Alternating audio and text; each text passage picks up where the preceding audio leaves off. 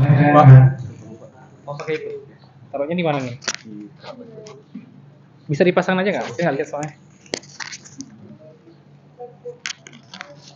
Oke, kasih. Jadi hari ini saya diminta sama panitia untuk memberikan materi tentang public speaking. Jadi sesuai dengan kemarin udah masuk, saya buat judulnya hari ini bicara tentang kunci sukses public speaking dalam membangun karakter mahasiswa yang siap bersaing di industri gitu. Sebelumnya mungkin saya mohon maaf karena waktunya tidak banyak. Harusnya saya jam 10 ini ada kegiatan di luar, tapi tadi saya bilang saya telah 15 menit gitu. Jadi materi ini akan kita coba sampaikan dalam waktu 15 menit gitu. Nanti kopiannya saya akan kasih ke panitia untuk diteruskan pada semua peserta. Oke, next. Oke, agenda yang akan kita bahas hari ini ada beberapa yang akan kita sampaikan. Yang pertama, mengenal kenapa sih penting sekali kita belajar tentang public speaking di dunia kerja atau dunia industri. Yang kedua, teknik komunikasi efektif seperti apa yang perlu kita perhatikan dalam public speaking. Ketiga, strategi mengatasi rasa gugup dan meningkatkan kepercayaan diri. Keempat adalah adaptasi terhadap berbagai situasi komunikasi yang mungkin terjadi. Dan yang kelima adalah bagaimana latihan dan pengembangan keterampilan public speaking. Nah, sebelum masuk ke materi saya mau tanya dulu. Buat teman-teman mahasiswa, teman-teman ini, kenapa kita penting belajar tentang public speaking? Untuk komunikasi. Untuk komunikasi? Ada lagi? Kenapa penting sih kita harus public speaking gitu? Kalau yang gue dengan saya selalu bilang, saudara harus punya skill untuk ngomong, bisa berbicara depan umum gitu. Kenapa kita harus belajar itu? Tuh ada Fitri, Rizka, Dwi di belakang. Kenapa kita penting belajar public speaking, skill untuk berkomunikasi? Percaya diri. Ini yang mau ke Khairun, belajar ngomong nggak dari sekarang? Si Rizka, Aulia nanti insya Allah akan kemarin udah lolos untuk program pertukaran mahasiswa di Universitas Khairun di Maluku ya. Jadi silakan diberikan applause agar tetap bersemangat. Nah, di luar sana nanti itu akan diminta juga gitu loh. Kita mau sepintar apapun, mau sehebat apapun, mau secakep apapun, mau seganteng, mau secantik apapun, kalau nggak bisa ngomong value-nya nggak ada nilainya gitu. Ini teman-teman cewek kalau nyari cowok kalau bisa ngomong nggak usah bawa ke rumah gitu, malu-maluin. Nggak bisa nanti yakinin orang tua. Yang lagi juga kayak gitu. Apalagi nanti suatu saat kita sudah masuk jenjang pernikahan, kita akan berbaur dengan keluarga besar masing-masing. Kan nggak mungkin ada istri ke rumah kemudian dia nggak bisa ngomong apa-apa, ketemu sama ponakan, sama tante dan segala macam gitu. Itu malu-maluin. Makanya penting sekali kita belajar bagaimana cara berkomunikasi, salah satu adalah public speaking kita. Next. Nah, bagaimana peran penting untuk kita kenal public speaking dalam industri? Yang pertama dikatakan adalah public speaking memiliki peran yang sangat penting dalam dunia industri. Seperti apa? Kemampuan untuk berbicara di depan umum dengan jelas, persuasif, dan meyakinkan merupakan salah satu keterampilan yang sangat dihargai dalam karir. Kalau saudara nanti suatu saat bekerja di industri, saudara ingin naik karirnya, kemampuan komunikasi adalah salah satu skill yang penting untuk dikuasai. Kita nggak mungkin akan dipromosikan jenjang karirnya kalau nggak bisa ngomong. Ya. Dan itu tidak bisa dihafal di buku, harus dengan latihan. Ya. Oke.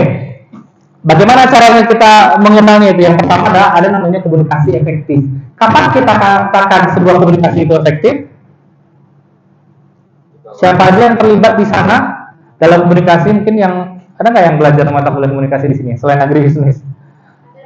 Ada. Nah, mungkin ada saya rasa ya. Kapan kita katakan sebuah komunikasi itu efektif? Ketika ada timbal balik antara misalnya saya dengan Bapak. Oke, ketika ada timbal balik, ada feedbacknya. Terus apa lagi? Apalagi ada yang mau kasih pendapat? Dikatakan komunikasi efektif ini jika dilakukan proses hubungan dan kesepakatan. Oke. Jadi kedua pendapatnya benar ya. Jadi komunikasi dikatakan efektif adalah jika pesan yang ingin disampaikan memiliki pemahaman yang sama dari yang memberikan pesan dengan yang menerima pesan. Saya ngomongnya A, Ahmad nangkapnya A, berarti itu udah efektif. Sehingga dengan pesan yang sama tadi, maka si pesan akan memberikan feedback tadi yang disampaikan. Nah, itu dulu cirinya. Jadi komunikasi harus efektif dulu. Yang kedua, Dengan adanya public speaking yang bagus ini, kita sebenarnya membangun reputasi dan kredibilitas. Percayalah saudara, saat nanti bekerja di perusahaan manapun, penting sekali kita membangun reputasi kita. Reputasi yang positif gitu. Kalau nanti ada masalah branding, saudara akan belajar bagaimana membranding diri. Saudara misalkan, contohnya seperti ini. Contohnya saudara mungkin punya dosen gitu ya, punya dosen di prodi masing-masing. Saudara pasti nggak bisa dari ini kalau dosen ini seperti ini nih gitu. Misalkan kalau saya seperti apa mungkin di mata saudara gitu. Atau dosen ini seperti ini gitu. Itu adalah membangun reputasi.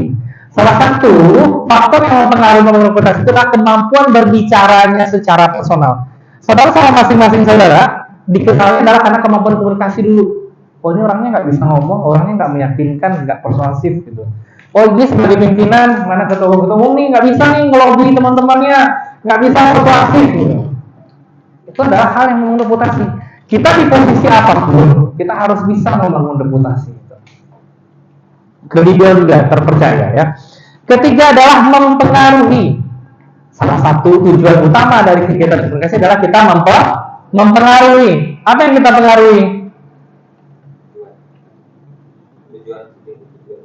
Mempengaruhi maksudnya agar tujuan yang kita sampaikan itu sampai kepada penerima pesan. Gitu. Saya mengajak nih teman-teman semua untuk melatih cara komunikasi. Tujuan saya adalah mempengaruhi teman-teman semua untuk meningkatkan skill komunikasi itu. Gimana caranya? Gitu.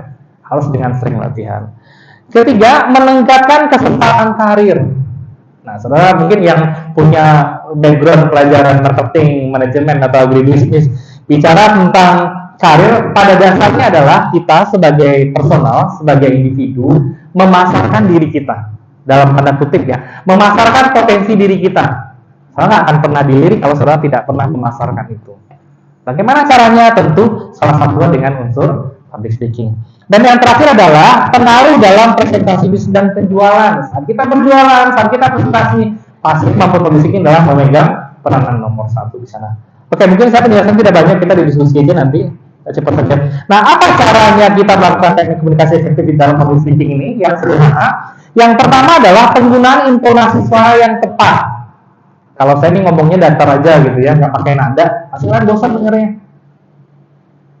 Ya, kita yang pertama harus menggunakan intonasi suara yang tepat. Untuk penekanan beberapa pesan, pasti kita akan pakai nadanya agak lebih tinggi gitu loh. Misalkan saya bilang, kalian harus bersemangat, berarti harus tinggi nadanya. Nggak mungkin saya bilang, kalian harus semangat, tapi saya loyo. Nggak mungkin. Yang pertama adalah penggunaan intonasi suara yang tepat. Kenapa? Dengan suara yang tepat, maka pesan itu kemungkinan sampainya ke si pesan itu menjadi lebih besar peluang. Kedua, penggunaan bahasa tubuh yang mendukung pesan. Tapi ini nggak boleh over juga, ya. Jadi perhatikan bagaimana caranya kita menggerakkan tubuh kita atau menggunakan bahasa tubuh untuk mendukung pesan kita, gitu. Misalkan kalau kita bilang itu yang meyakinkan, kita bisa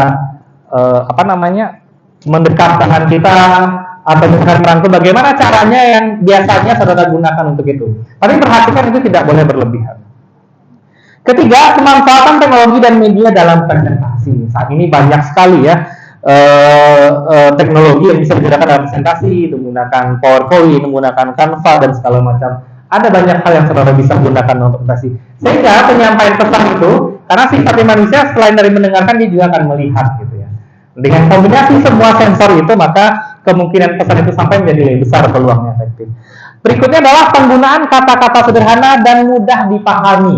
Nah, ini kadang-kadang bagi biasanya pembicara pemula, mereka agak seringkali keliru dalam menentukan ini.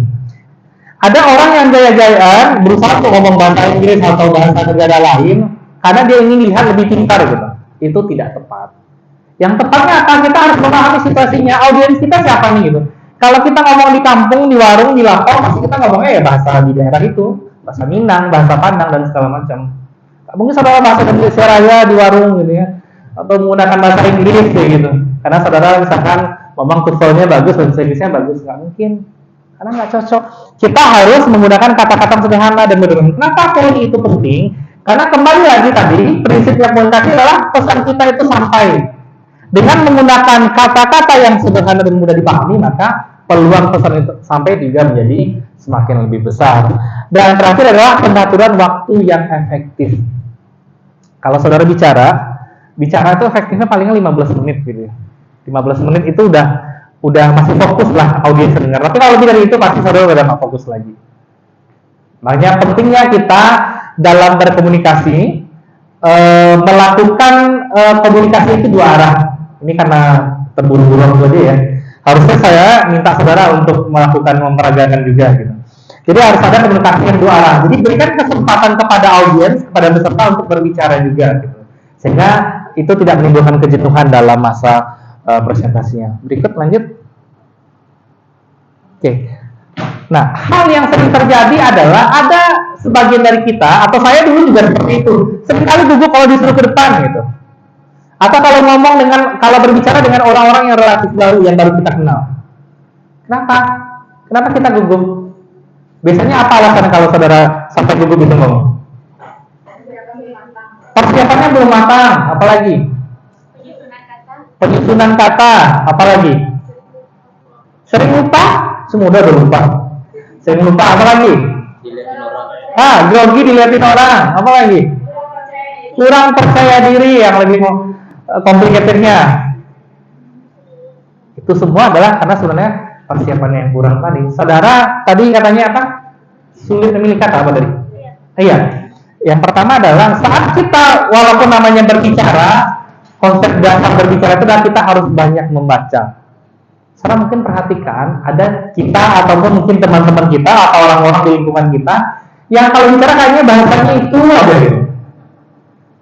Kalau saudara dulu belajar zaman sekolah SD atau SMP ada namanya diksi. Apa itu diksi?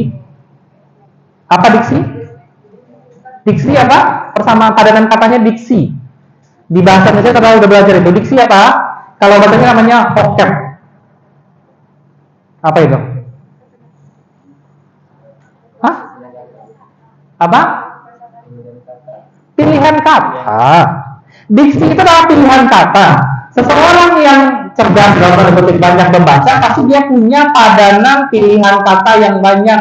Kalau saudara ngomongnya kalimatnya atau kata-kata seperti dia, pasti memang kelihatan saudara jarang membaca. Jadi modal pertama kalau mau ngomong juga harus pertama banyak membaca. Yang kedua tadi ada yang bilang tidak percaya diri, grogi semacam, baru dilengkapi dengan seringnya lah latihan. Apakah latihan sendiri atau latihan misalkan di kelas saat dosen minta pendapat atau latihan dalam forum rapat dan lain-lainnya. Harus sering latihan. Oke. Jadi itu yang persiapannya, baru kita latihan. Ketiga adalah visualisasi positif. Ada yang tadi bilang grogi. Kenapa kita grogi? Karena kita sudah membayangkan kita nggak bisa ngomong. Kita udah nggak percaya diri dulu gitu. Jadi makanya penting kita memvisualisasikan bahwa saya bisa ngomong ini. Saya sudah belajar, saya kok ini, saya bisa menyampaikannya dengan baik, dengan sederhana. Jadi visualisasinya harus positif. Berikutnya kita juga harus kenal audiensnya siapa. Kalau anak muda mungkin seperti apa bahasa yang digunakan. Kalau orang dewasa seperti apa bahasa yang digunakan, apakah formal dan segala macam. Itu harus diperhatikan gitu ya. Berikutnya adalah bernafas, Berikutnya adalah bernafas dan mengendalikan fisik. Nah, ada orang-orang kadang-kadang jadi mencuri nafas itu bukan dalam olah kata saat kita bernyanyi aja ya. Saat kita berbicara, public speaking kita juga harus bisa mencuri nafas gitu loh. Artinya di jeda-jeda tertentu kita harus tarik nafas dulu, biar nggak ngos-ngosan. Nah itu harus dikasih jeda. Kemudian pendidikan fisik juga berikutnya adalah pengalaman umpan balik. Saudara memang harus sering tampil, saudara harus sering evaluasi. Misalkan nih sekarang saya tampil depan teman-teman semua, saya nanti akan evaluasi. Kira-kira tadi saya berhasil nggak ya presentasinya gitu. Audiensnya berikan feedback nggak sih gitu. Kita harus seringkali melakukan umpan balik dari pengalaman-pengalaman yang sudah kita lakukan. Lanjut. Nah, adaptasi berbagai situasinya nggak panjang ya. Jadi yang pertama yang harus kita pahami dulu adalah pahami konteks komunikasi untuk menyesuaikan gaya komunikasi. Ada komunikasi yang sifatnya santai. Nah, sekarang kita semi santai nih. Ada komunikasi sifatnya yang lebih formal. Apa kalau misalkan saat saudara seminar menyampaikan kata pembukaan misalkan ya, forum resmi lah, rapat resmi itu formal. Nggak boleh menggunakan kata-kata yang populer gitu, harus kata-kata formal yang baku. Tapi kalau acaranya santai di lapangan atau acara-acara yang semi formal, kita bisa menggunakan santai. Jadi harus kita dulu konteksnya seperti apa nih agar kita menyesuaikan. Termasuk juga penampilan kita. Yang berikutnya adalah perhatikan karakteristik audiens. Ya, karakteristiknya seperti apa yang bisa kita gunakan? Kalau mahasiswa mungkin saya rasa nggak terlalu susah menyesuaikan. Tapi kalau misalkan kita di daerah, apalagi nanti ini kalau ada teman-teman yang mau KKN, itu harus menyesuaikan bagaimana karakteristiknya masyarakat yang di daerah. Kemudian fleksibilitas dan gaya komunikasi. Ya, seringkali kita juga agar tetap membuat lawan bicara kita nyaman, kita harus menyesuaikan. Harus menyesuaikan cara komunikasinya gitu. Misalkan nih kita komunikasinya lintas etnis atau lintas budaya. Ada misalkan orang Sunda ngomong sama orang Medan. Kira-kira harusnya gimana nih? Butuhan dia acaranya lagi di Medan gitu. Kira-kira gimana? Berarti suaranya narasumber yang dari Sunda ini, dari Jawa Barat ini harus lebih keras. Karena nggak bisa dibisik kayak di Sunda. Nggak bisa bermain gitu, nanti nggak didengar sama audiensnya. Itu harus menyesuaikan. Kita juga harus fleksibel gitu ya, dan kita harus lihat juga gimana gaya komunikasi di sana. Berikutnya adalah dengarkan dan empati. Saat kita berbicara, usahakan kita tidak dominan. Walaupun kami memang nggak dominan ya, saya mohon maaf tadi karena waktu juga. Kita berbicara, kita libatkan lawan bicara kita. Sebenarnya bicara 1-2 menit, nanti libatkan aja. Bagaimana kita responnya gitu. Berikan empati, apa yang dia sampaikan, apa yang bisa kita tangkap, apa yang bisa kita respon. Jadi empati itu penting. Gimana caranya kita berikan empati? Salah satu indikator kita berempati kalau bicara apa dia teman-teman semua? Salah satu indikator kita punya empati kepada lawan bicara atau teman bicara. Apa salah satu cirinya atau indikatornya? Apa kira-kira? Memberikan tanggapan atau umpan balik. Ini Ahmad, saya ngomong A, Ahmad balasnya B. Tapi saya lanjut aja C, saya nggak ada pembagian B. Itu berarti nggak ada empati. Saat kita punya empati, kita pasti akan mengulas, memberikan feedback terhadap informasi yang disampaikan oleh teman bicara kita. Karena pasti ketemu saya sering kali ketemu seperti itu. Saya ngomong apa misalkan gitu ya. Udah nanti beliaunya ngomong apa, saya ngomong apa, tapi beliaunya jawabnya entah apa lagi yang mau dibahas. Akhirnya jadi nggak nyaman komunikasinya. Mungkin ada kata bijak ya kalau anak muda gitu ya. Kalau saudara misalkan cari pasangan, pacar, istri, suami misalkan, yang paling penting itu apa sebenarnya? Komunikasi dan kenyamanan. Gimana nyaman kalau komunikasi nggak nyambung? Harus belajar public speaking. Gitu. Ya. Jadi masukkan public speaking itu salah satu item indikator saudara memilih pasangan. Bukan hanya soal kaya atau terlihat menarik gitu. Penting sekali komunikasi itu. Ya, karena seringkali persoalan itu muncul karena miskomunikasi. Oke, dengarkan empati sudah, belajar dari pengalaman itu sudah saya rasa. Oke, lanjut. Nah, bagaimana caranya kita latihan gitu? Ada minimal 6 langkah sederhana yang bisa teman-teman lakukan kalau kita ingin latihan meningkatkan keterampilan public speaking kita. Yang pertama adalah kita praktek secara reguler, sebulan ini secara teratur gitu ya. Kita coba berbicara di depan cermin atau rekam diri kita sendiri berbicara, praktekkan ini memungkinkan untuk melihat mengevaluasi ekspresi wajah, gerakan tubuh, intonasi, dan bahasa tubuh. Soalnya nggak apa-apa kalau ngomong mau presentasi, mau seminar, mau kegiatan apa misalkan direkam dulu seperti ini misalkan gitu ya di depan cermin ngomongnya. Nanti lihat lagi, saya kira-kira di bagian mana nih yang harus dikembangkan lagi. Dan itu saya lakukan mungkin di tahap awal aja. Kalau nanti sebenarnya sudah punya kemampuan, nggak perlu lagi seperti itu. Sering-sering latihan. Ya latihan nyampaikan salam, latihan pembuka, latihan nyampaikan isi dan lain-lain gitu. Yang kedua, setelah kita praktek tadi kita rekam, kita record, kemudian kita lakukan analisis. Kita bandingkan dengan penyamaran kita ini siapa yang kira orang public speaking yang paling bagus nih di Sumbar, gitu kan? Kalau Indonesia anak muda sekarang yang paling bagus. Kita lihat, kita akan tonton rekan presentasi punya kita atau punya orang-orang yang bisa menginspirasi kita. Kita lihat apa kira-kira yang perlu kita perbaiki gitu. Itu disebut dengan analisis dan studi. Setelah itu, kalau tadi kan ini personal, prakteknya sendiri di kamar atau di kamar mandi misalkan, kasih sendiri. Setelah itu kita perlu diskusi dengan komunitas atau dengan kelompok. Makanya penting. Kenapa dosen-dosen selalu bilang kalian kerjakan secara berkelompok, diskusi kelompok, bikin notulen? Karena melatih teman-teman semua untuk bisa berbicara di forum kecil sekalipun. Sekaligus juga latihan, gitu.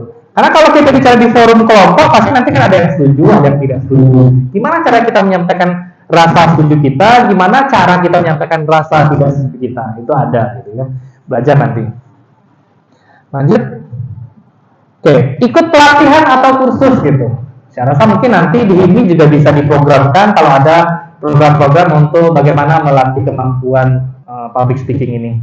Dua hal yang paling penting ya, ada 3 sebenarnya. Yang pertama adalah latihan untuk memahami informasi, literasi itu, kemudian latihan berbicara dan latihan untuk menulis. Tiga-tiganya penting. Kalau saudara tidak bisa profesional menguasai itu, saudara juga tidak punya value jadinya gitu ya. Orang bisa bicara, harusnya orang itu bisa juga menulis, walaupun ini posisi tidak sama. Orang yang bisa bicara, artinya orang itu harus rajin membaca, dia kaya akan informasi dan wawasan. Oke, kita ikut pelatihan yang siapapun itu akan mengadakan, sehingga kita harus juga, kemudian evaluasi diri dan umpan balik gitu ya. Jadi kalau ada presentasi kita evaluasi, kemudian terakhir adalah kita rekam, kita evaluasi dan begitu seterusnya sampai kita benar-benar bisa gitu. Oke, lanjut. Oke, mungkin itu materi saya. Saya akan coba, saya tolong setengah jam jadinya. Kita buka 2 penanya. Saya minta 1 laki-laki, 1 perempuan, 1 sebelah sini, 1 sebelah sini. Silakan. Kalau ada yang mau bertanya.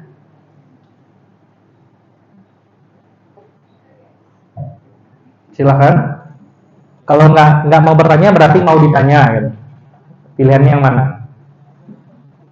Ada 1 sebelah sini, berarti di sini laki-laki harusnya, karena perempuan udah. Yang merasa laki-laki silakan. Selain dari yang tadi, oke 2. Kalian pertama dulu sampaikan, panitia dibantu mikrofonnya.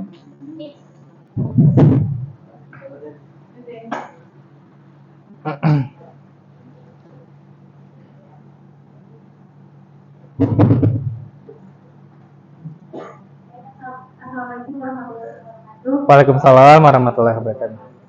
Perkenalkan, sebelumnya nama saya Adrian Alisin. Yang ingin saya tanyakan, bagaimana kalau seandainya saat kita sedang berbicara lalu salah pengucapan atau salah kata-kata tiba-tiba masuk karena ngetek, apa yang harus kita lakukan? Bagaimana cara kita meminta maaf ke audiens agar tidak kelihatan terlalu malu-malu gitu? Oke, sip. Terima kasih. Adriana dari prodi apa? Manajemen. Manajemen. Oke. Langsung aja keduanya mungkin. Yang kedua siapa tadi?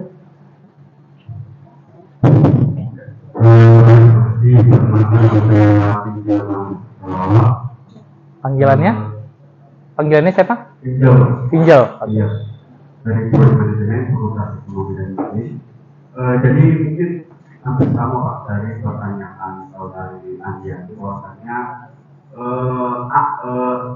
seseorang di situ yang memang autistik atau keberanian untuk tampil di depan itu ada, tetapi penyusunan kata-kata bahasa atau kata-kata yang memang layak untuk dikeluarkan tapi masih kurang. Jadi bagaimana cara kita untuk merehabilitasi kata-kata yang memang tidak mampu disampaikan autistik. Kita bertanya sebenarnya juga kekurangan untuk menyampaikan. Baik, terima kasih. Ada Minjo, ada Adriana. Saya jawab yang pertama. Tadi cukup menarik ya dua-duanya. Dan itu hal yang biasa terjadi gitu. Kadang-kadang kita lagi asik nih, lagi berdepan ngomong bahas apa, terus tiba-tiba kita ngeblank dan salah ngomong gitu. Oke, gimana caranya kita tetap organ untuk menjaga itu? Yang pertama adalah saat kita menyadari kita salah, kita ambil nafas dulu, diam. Ya, ambil nafas dulu, diam. Adriana ngomong topik apa, kemudian salah ngomong gitu, terus langsung disadari, kita diam dulu. Diturunkan mikrofonnya, diam dulu sebentar, tarik nafas 2 kali, 3 kali, setelah itu baru sampaikan maaf kayak gitu. Dan nggak perlu klarifikasi saya, maaf saya nggak perlu panjang itu, cukup bilang maaf saja. Oke, setelah maaf, kemudian beralih. Nah, ini cara kita menghilangkan rasa grogi kita. Misalkan tadi saya salahnya ngomongnya di sini. Oke, saya mundur sebentar, kemudian saya diam, kemudian saya minta maaf, kemudian kita beralih ke tempat lain. Nah, untuk mengurangi kekakuan atau stresnya tubuh kita, gitu, kita harus beranjak dulu. Ya. Kita sampaikan seperti itu. Jadi sampaikan maaf dan segera fokuskan. Ya, segera fokuskan. Jadi jangan terlalu lama ambil jeda. Dan usahakan mimik muka itu jangan terlalu kelihatan berubah. Kalau berubah sedikit itu wajar ya. Jangan terlalu kelihatan berubah. Harus segera kuasai lagi audiens. Gimana caranya menguasai audiens? Ini saya lupa tadi di awal. Cara menguasai audiens itu adalah saat awal presentasi, saudara harus lihat dulu semua mata audiens ini. Lihat mau dari kiri ke kanan atau dari kanan kiri, silahkan. Pokoknya lihat semua.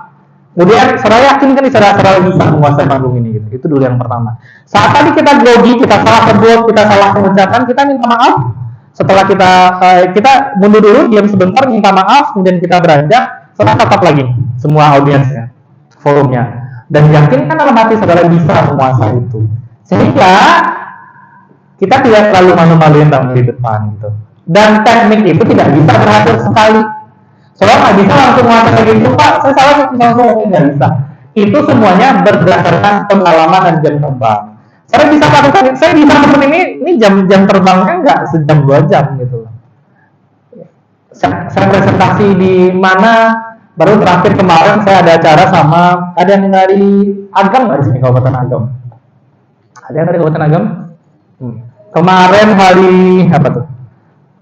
Hari Rabu, hari Kamis 2 hari yang lalu ya.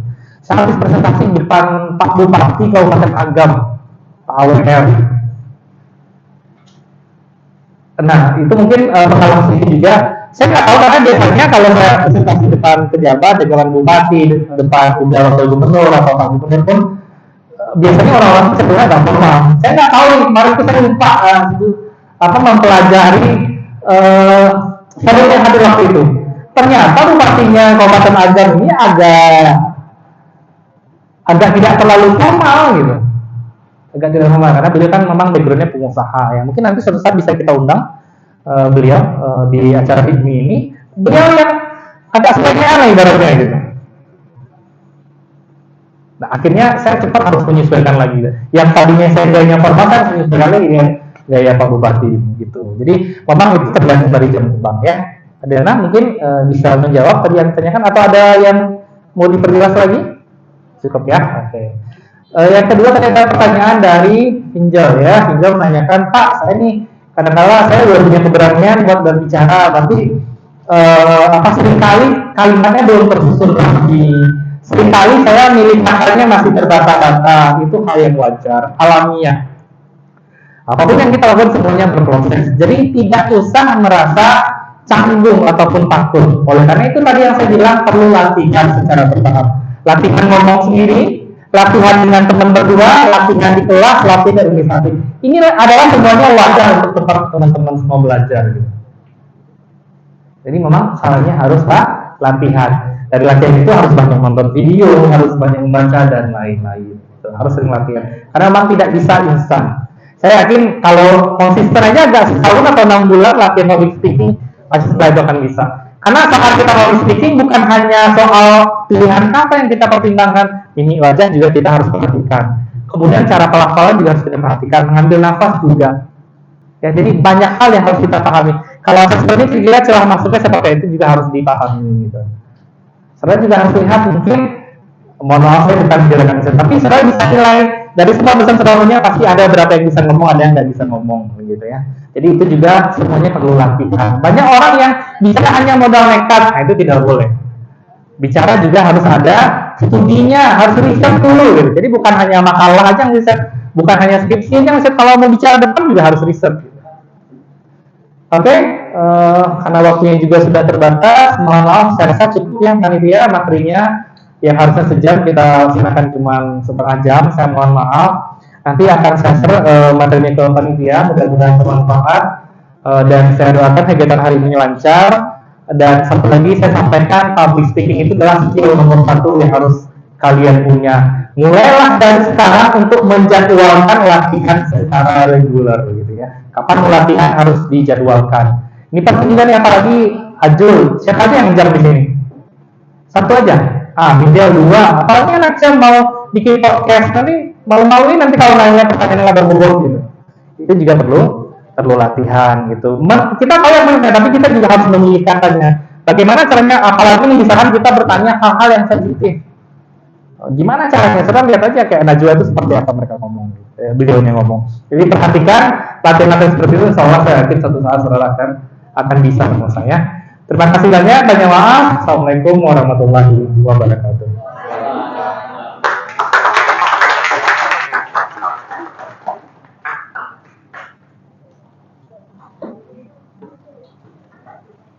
Udah kan?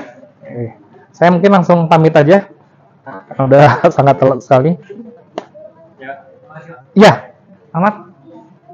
Cepat ya dikerjain skripsinya, Melia. Sukses ya. Rahmi, Amalia. Oke. Oh iya, sorry. Itu nih nggak kebawa pulang. Oke, thank you ya. Yuk, mari semua. Ini siapa?